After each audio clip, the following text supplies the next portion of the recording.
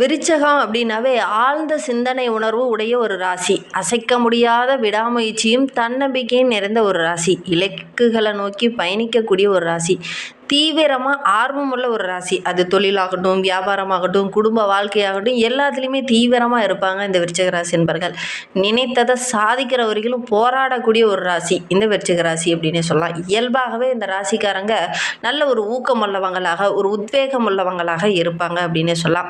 உண்மையே சொல்லப்போனால் இந்த ராசிக்காரங்களை ஒரு லட்சியவாதிகள் அப்படின்னு சொல்லுவாங்க. அந்த லட்சியத்தை அடையிற வரைக்கும் இவங்களுக்கு தூக்கமே இருக்காது. அந்த அளவுக்கு கடுமையாக உழைக்கக்கூடிய ஒரு நபர்களாக இந்த விருச்சிக ராசி என்பர்கள் இருப்பாங்க. இலக்குகளை நிர்ணயித்து தான் திட்டமிடவே ஆரம்பிப்பாங்க. இதை தான் நம்ம அச்சீவ் பண்ணோம் அப்படின்னு அந்த அச்சீவ்மெண்ட்டை வச்சுட்டு தான் திட்டமிடுவாங்க. அந்த இலக்குகளை நோக்கி தான் உங்களுடைய செயல்பாடுகள் எல்லாமே இருக்கும் அப்படின்னு சொல்லலாம். எந்த காரியத்தில் இறங்கினாலும் ஒரு முழு ஈடுபாடோடு இறங்கக்கூடிய அந்த ஆள் உணர்வு உடைய ஒரு அருமையான ராசி தான் இந்த விருச்சிக ராசி அப்படின்னு சொல்லலாம்.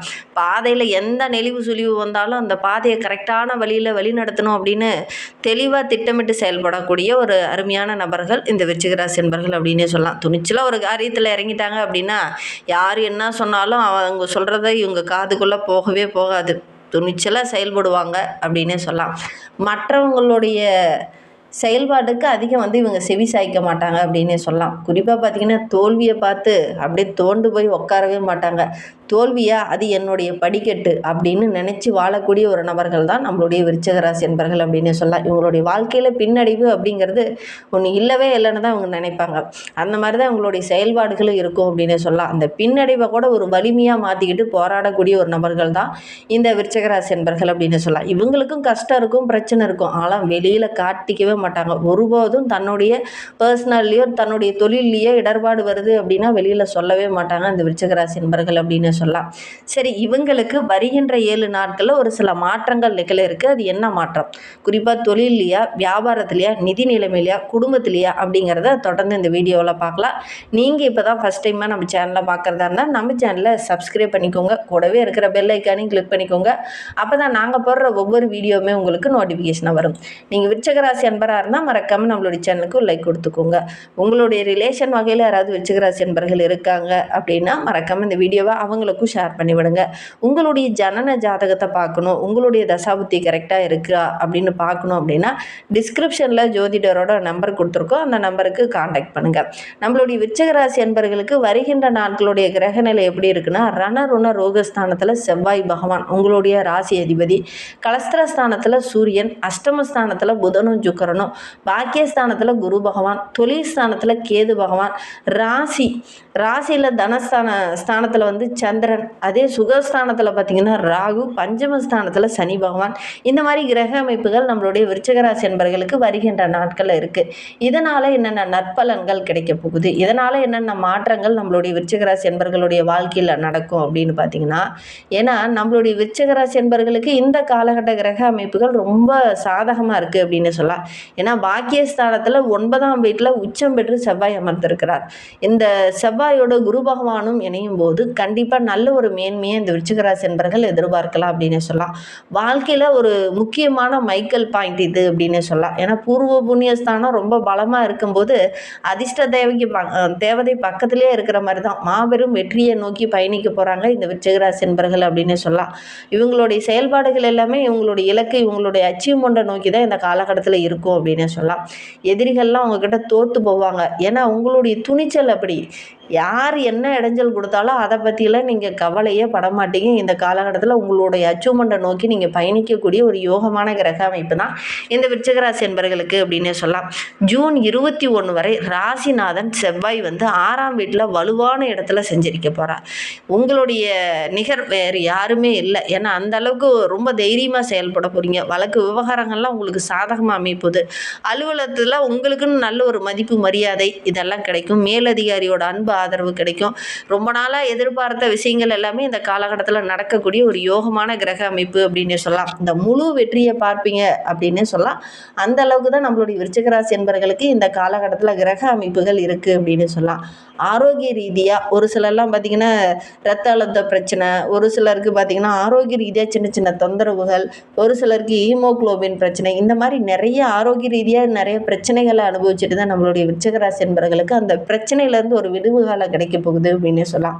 குறிப்பாக ஜூன் 15க்கு பிறகு பார்த்திங்கன்னா 8ல் சூரியனும் மாத இறுதியில் 7ல் செவ்வாயும் வரும்போது குடும்பத்துக்குள்ளே சின்ன சின்ன சலசலப்புகள் வரும். குறிப்பாக உறவுகளால் சின்ன சின்ன சலசலப்புகள் வரும். ஒரு சிலருக்கு ஏன்னா 7ல் செவ்வாய் வரும்போது ஒரு சிலருக்கு உஷ்ணம் சம்பந்தமான ஒரு சில உபாதைகள் வரலாம்.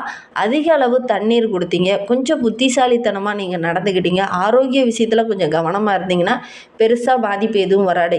இந்த காலகட்டத்தை பொறுத்த வரைக்கும் நம்மளுடைய விருச்சிக ராசி என்பர்களுக்கு ரொம்ப அமோகமான கிரக அமைப்பு அப்படின்னு சொல்லலாம்.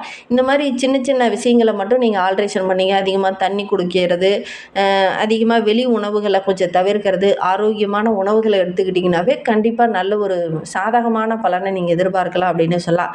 அமைதியாக இருந்து நல்ல நல்ல விஷயங்களெல்லாம் இந்த காலகட்டத்தில் செய்ய போகிறீங்க. ஏன்னா இந்த காலகட்ட கிரக அமைப்பு மிகப்பெரிய ஒரு ஆயுதமாக உங்களுக்கு இருக்குது அப்படின்னு சொல்லலாம். இந்த கிரகம் அப்படிங்கிறது உங்களுக்கு ஒரு பொன்னான காலகட்டம் அப்படின்னு சொல்லலாம். நிறைய அச்சீவ்மெண்ட்டை நீங்கள் எதிர்பார்க்கலாம் இந்த கிரக அமைப்பை வைத்து அப்படின்னு சொல்லலாம். சரி, நம்மளுடைய விருச்சிக ராசியில் பிறந்த அன்பர்களுக்கு ஜூன் 2026 அப்படிங்கிறது மிகப்பெரிய ஒரு அதிர்ஷ்டமான ஒரு மாதம் அப்படின்னு சொல்லலாம். ஏன்னா எவ்வளோ நாளாக காத்துட்டு இருந்தீங்க, உங்களுடைய இலக்கை உங்களுடைய அச்சீவ்மெண்ட்டை அடையிறதுக்காக எவ்வளோ நாளாக காத்துக்கிட்டு இருந்தீங்களோ அந்த அச்சீவ்மெண்ட்டை வருகின்ற நாட்களில் நீங்கள் அடைய போகிறீங்க. சிறு சிறு சவால்கள் வரும், அதை பார்த்து சோர்ந்து போகாமல் வேகமாக செயல்பட்டீங்க அப்படின்னா கடந்த ஓராண்டுகளாக நீங்கள் பட்ட இன்னல்கள் பிரச்சனைகள் இது எல்லாமே சரியாகும். ஏன்னா அஷ்டம ஸ்தானமான 8ஆம் வீட்டில் சஞ்சரித்து பல சோதனைகளை சந்திச்சிருப்பீங்க. இந்த குரு பகவான் அந்த இடத்துல இருக்கும்போது உங்களுக்கு சின்ன சின்ன இன்னல்கள் இருக்கும். இப்போ 9ஆம் வீடான பாக்கியஸ்தானத்தில் கடகராசியில் உச்சம் பெற்று அமர்ந்திருக்கிறார் குரு பகவான். தனக்காரகன் என்று சொல்லக்கூடிய குரு பகவான் சுப கிரகம். அது 9ஆம் வீட்டில் அமரும்போது நம்மளுடைய விருச்சிக ராசி அன்பர்களுக்கு இது ஒரு மிகப்பெரிய வரப்பிரசாதம் அப்படின்னு சொல்லலாம். தொழிலையும் சரி பொருளாதாரத்திலையும் சரி நல்ல ஒரு மேன்மை எதிர்பார்க்கலாம். எந்த காரியமெல்லாம் தடைப்பட்டுச்சோ அதெல்லாம் நடக்கும். தெய்வ அருள் பரிபூரணமாக நம்மளுடைய விருச்சிக ராசி அன்பர்களுக்கு கிடைக்கும். இவ்வளோ நாளாக உங்களுக்கு ரொம்ப கஷ்டமாகவும் இன்னலாகவும் எந்தெந்த விஷயம்லாம் இருந்ததோ அந்த விஷயம் எல்லாமே பனி போல விலகக்கூடிய காலகட்டம் நம்மளுடைய விருச்சிக ராசிக்கு அப்படின்னு சொல்லலாம். ராசிநாதன் செவ்வாயும் மாத பிற்பகுதியில் அபாரமான இடத்துல அமரும்போது கண்டிப்பாக நல்ல ஒரு மேன்மையை எதிர்பார்க்கலாம். ஜூன் 15க்கு பிறகு பார்த்திங்கன்னா அஷ்டமஸ்தானத்தில் 8ஆம் வீட்டில் சூரியனும் அமரும்போது இந்த செவ்வாயும் சூரியனும் சேரும்போது உடல் சோர்வு கொஞ்சம் ஏற்படும். ஆரோக்கிய விஷயத்தில் மட்டும் கொஞ்சம் கவனமாக இருந்துக்கோங்க. மற்றபடி இந்த ஜூன் மாதமே உங்களுக்கு ரொம்ப ஒரு பிரம்மாண்டமான மாதமாகவும் ஒரு அதிர்ஷ்டமான மாதமாகவும் உங்களுக்கு அமைந்திருக்கு அப்படின்னே சொல்லலாம். குரு பகவான் 9ஆம் வீட்டில் இருக்கிறார். செவ்வாய் 6ஆம் வீட்டில் மேசராசியில் அமர்ந்திருக்கிறார் நம்மளுடைய விருச்சிக ராசிக்கு. சூரியன் ரிஷபராசியில் 7ஆம் வீட்டில் அமர்ந்திருக்கிறார். அதன் பிறகு பார்த்திங்கன்னா 8ஆம் வீட்டுக்கு பயிற்சியாக இருக்கிறார். சுக்கிரன் 7 மற்றும் 12ஆம் இடத்திற்கு அதிபதி மிதுன ராசியில் 8ஆம் வீட்டில் அமர்ந்திருக்கிறார். புதன் பகவான் 8 மற்றும் 11ஆம் இடத்திற்கு அதிபதி நம்மளுடைய விருச்சிக ராசிக்கு. மிதுன ராசியில் அமர்ந்திருக்கிறது. அதன் பிறகு கடகராசிக்கு பயிற்சி ஆகிறது. இது எல்லாமே நம்மளுடைய விருச்சிக ராசிக்கு ஒரு மிகப்பெரிய ப்ளஸ் அப்படின்னே சொல்லலாம். சனி பகவான் மீன ராசியில் 5ஆம் வீட்டில் அமர்ந்திருக்கிறார். இதில் எந்த ஒரு மாற்றம் முடியாது. ஏன்னா பூர்வ புண்ணிய ஸ்தானத்தில் வலுவான இடத்துல அமர்ந்திருக்கிறார். பிள்ளைங்க மூலிமா ஒரு சில விவகாரங்கள் இருந்ததுலேயே அதெல்லாம் சரியாகும். ரொம்ப பொறுப்போடு நீங்கள் நடந்துக்குவீங்க. உங்களுடைய குழந்தைகளும் ரொம்ப பொறுப்பாக இருப்பாங்க. அதனால் நல்ல ஒரு பாராட்டுக்குரிய கிரக அமைப்பு தான் நம்மளுடைய விருச்சிக ராசி அப்படின்னு சொல்லலாம். ஏன்னா பங்கு சந்தையில் கூட முதலீடு போட்டிங்க அப்படின்னா நல்ல லாபம் கிடைக்கும். ஒவ்வொரு விஷயத்தையுமே திட்டமிட்டு செயல்படுவீங்க. அதனால் நல்ல ஒரு மேன்மையை இந்த விருச்சிக ராசி என்பர்கள் வருகின்ற நாட்களில் எதிர்பார்க்கலாம் அப்படின்னு சொல்லலாம். குறிப்பாக உத்தியோகத்தில் இருக்கிறவங்களுக்கு இந்த காலகட்டம் அப்படிங்கிறது நிறைய சாதகமான பலன் தரக்கூடிய ஒரு அற்புதமான காலகட்டம் அப்படின்னு சொல்லலாம். ஏன்னா 10ஆம் வீடான ஜீவஸ்தானத்தில் கேது இருக்கிறதுனால அன்றாட வேலைகளை கூட சில நேரங்களில் லேசாக ஈடுபட்டாங்கனாவே போதும், நல்ல ஒரு மேன்மை எதிர்பார்க்கலாம். நல்ல ஒரு சாதகமான பலனை நீங்கள் எதிர்பார்க்கலாம் அப்படின்னு சொல்லலாம். உங்களுடைய ராசிநாதன் செவ்வாயும் ஜூன் 21 வரை 6ஆம் வீட்டில் அசுரபலத்தோடு ஆட்சி பெற்று அமர போகிறார். தொழிலில் வியாபாரத்தில் ஒரு சில சவால்களையும் ஒரு சில பிரச்சனைகளையும் சந்திச்சுட்டு இருந்த நீங்கள் வருகின்ற நாட்கள் அந்த பிரச்சனையெல்லாம் அடித்து தூக்கிட்டு வெற்றியை நோக்கி பயணிக்க போகிறீங்க அப்படின்னு சொல்லலாம். எதிரிகள்லாம் உங்ககிட்ட தவிடுபடியாகிடுவாங்க. அதே மாதிரி மறைமுகமாக ஒரு சில எதிரிகள் இருந்தாங்க பார்த்திங்கன்னா, அவங்களாம் தோற்று போவாங்க. போராடி பார்க்குறான், அவன் ஜெயிச்சிட்டே போயிட்டுருக்கான், அவங்ககிட்ட ஏன் நம்ம போய் இடைஞ்சலை கொடுத்துட்டுக்கணும் அப்படிங்கிற மாதிரி அவங்களே உங்களை விட்டு விலக ஆரம்பிச்சிடுவாங்க. நல்ல ஒரு அமோகமான கிரக அமைப்பு இந்த விருச்சிக ராசிக்கு அப்படின்னே சொல்லலாம். ஜீவஸ்தானாதிபதி என்று சொல்லக்கூடிய சூரிய பகவானும் 8ஆம் வீட்டுக்கு மாறுவது, அரசு மூலிமா ஒரு சில சாதகமான பலன்கள் நம்மளுடைய விருச்சிக ராசி என்பர்களுக்கு கிடைக்கும். உங்களுடைய நிர்வாகத்திறனை பார்த்து மற்றவங்க பொறாமப்படுவாங்க. அந்த அளவுக்கு நல்ல நல்ல மாற்றங்கள் வருகின்ற நாட்களில் நீங்கள் செய்ய போகிறீங்க. உங்களுடைய பேச்சாற்றல் அப்படி இருக்கும். டிரான்ஸ்பரண்டாக ஒவ்வொரு விஷயத்தையும் செய்வீங்க. அதனால் நல்ல ஒரு மேன்மை எதிர்பார்க்கலாம் அப்படின்னு சொல்லலாம். இருந்தாலும் 9ஆம் வீட்டில் பாக்கியஸ்தானத்தில் உச்சம் பெற்ற குரு பகவான் ஜென்ம ராசியில் நேரடியான சுப பார்வையில் விருச்சிக ராசி இருக்கிறதுனால எவ்வளோ பெரிய சவால் வந்தாலும் அந்த சூழ்நிலையை வெல்லக்கூடிய ஒரு அமைப்பு அப்படின்னு சொல்லலாம். உங்களுடைய சமயோஜித புத்தி ரொம்ப சிறப்பாக வேலை செய்யும். எளிதாக எல்லாத்தையும் கடந்துட்டு போயிட்டே இருப்பீங்க. யார் என்ன சொன்னாலும் அடித்து தூக்கிட்டு போயிட்டே இருப்பீங்க. அந்த அளவுக்கு கிரக அமைப்புகள் நம்மளுடைய விருச்சிக ராசி என்பர்களுக்கு அமோகமாக இருக்குது அப்படின்னு சொல்லலாம். குறிப்பாக சுய தொழில் செஞ்சுட்டு இருக்கிறவங்களுக்கு இந்த மாதம் ரொம்ப பிரமாண்டமாக இருக்குது அப்படின்னு சொல்லலாம். மிகப்பெரிய அச்சீவ்மெண்ட்டை இந்த மாதத்தில் நீங்கள் எதிர்பார்க்கலாம் அப்படின்னு சொல்லலாம். ஜூன் 8ஆம் தேதியிலிருந்து சப்தமாதிபதி என்று சொல்லக்கூடிய வியாபார அதிபதி என்று சொல்லக்கூடிய சுக்கிர பகவானும் 9ஆம் வீடான பாக்கியஸ்தானத்தில் சென்று குருவோடு உச்சம் பெற்று அமர்ந்ததுனால ஒரு சக்தி வாய்ந்த 2 கிரகங்கள் ஒன்று சேரும்போது இந்த ஏற்றுமதி இறக்குமதி சார்ந்த தொழில் செய்கிறவங்களுக்கு நல்ல ஒரு வருமானம், அதே மாதிரி நல்ல ஒரு ஆலோசனை மையம் மூலிமா ஒரு சில முக்கியமான பாயிண்ட்ஸ் எடுத்து கொடுப்பாங்க. அதன் மூலிமா உங்களுடைய வியாபார ஸ்தலம் பன்மடங்காக உயரக்கூடிய யோகம் இருக்குது. வெளிநாட்டில் இருந்தெல்லாம் உங்களுக்கு அழைப்பு வரும். அந்த அளவுக்கு நல்ல ஒரு மேன்மை எதிர்பார்க்கலாம். புதிய புதிய ஒப்பந்தங்கள்லாம் கையெழுத்தாகும். குறிப்பாக ஜூன் 21க்கு அப்புறம் பார்த்திங்கன்னா இன்னும் நல்ல ஒரு மேன்மை எதிர்பார்க்கலாம். ஜூன் 21க்கு அப்புறம் செவ்வாயும் சூரியனும் ஏற்படும் 2 கிரகங்களும் சேரும்போது ஆரோக்கிய விஷயத்தில் மட்டும் கொஞ்சம் கவனமாக இருந்துக்கோங்க. கூட்டு தொழில் செய்கிறவங்க கொஞ்சம் கவனமாக இருந்துக்கோங்க. மற்றபடி இந்த காலகட்டம் ரொம்ப சிறப்பாக இருக்குது அப்படின்னு சொல்லலாம்.